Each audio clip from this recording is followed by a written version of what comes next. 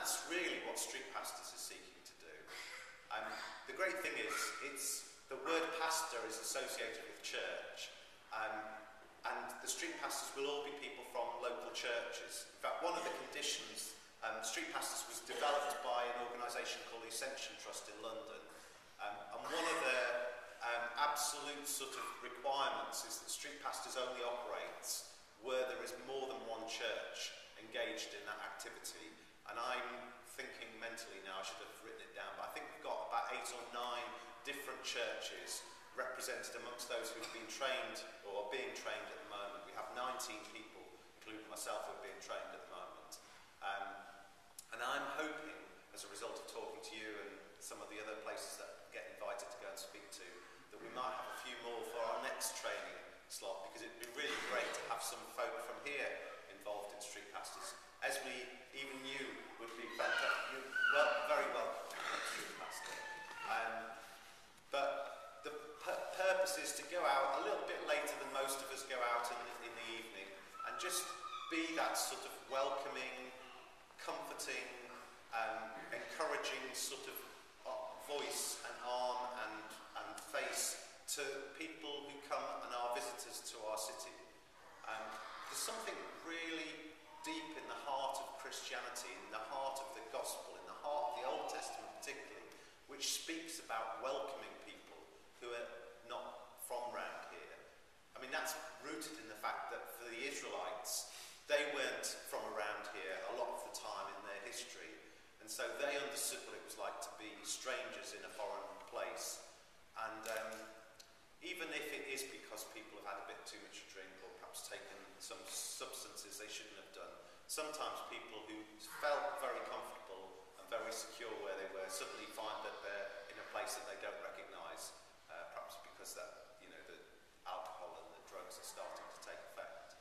We're working very closely with Sussex Police.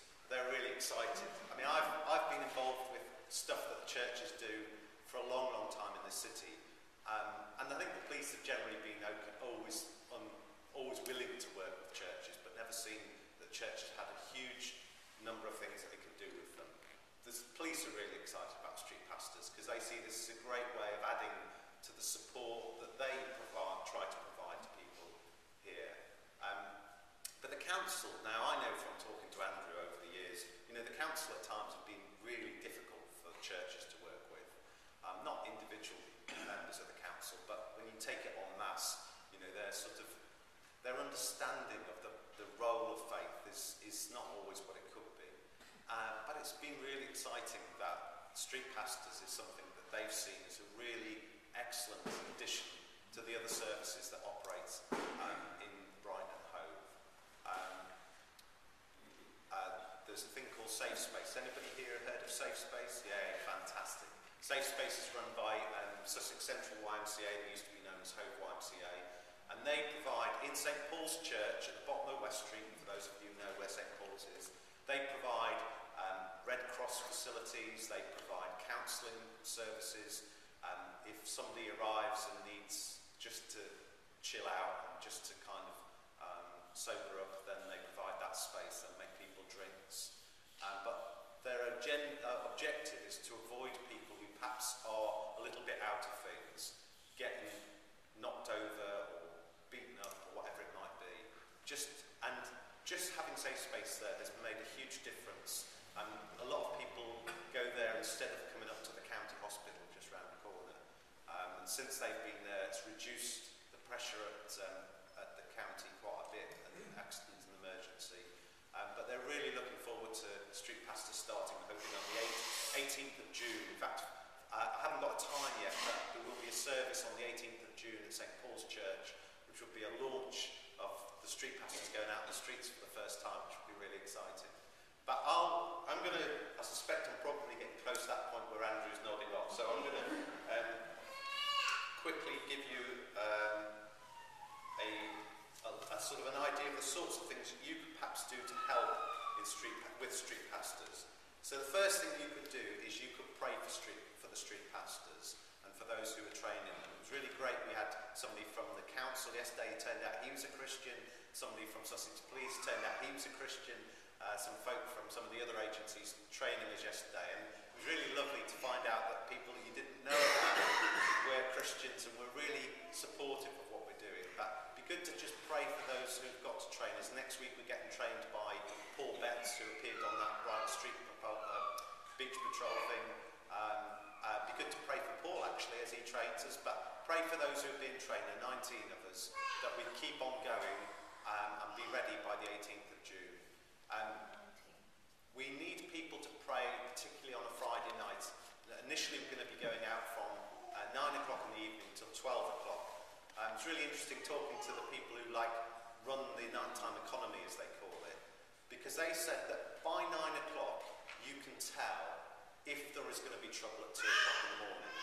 The actual atmosphere, the sort of, changes when it's going to be a night where there's going to be trouble, and they know by about 9 o'clock. The doormen know.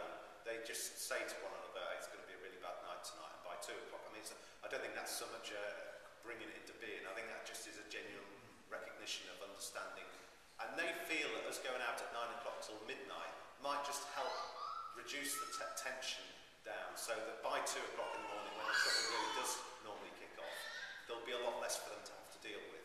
As we get a bit bolder and a bit more confident, we'll probably start to go out a bit later, but particularly at the moment, Friday nights, I can already see some of you making notes, Friday nights, 9 till 12, if you could just send up a few prayers for us, that would be really fantastic. If you'd like to become a street pastor, do see me after the service.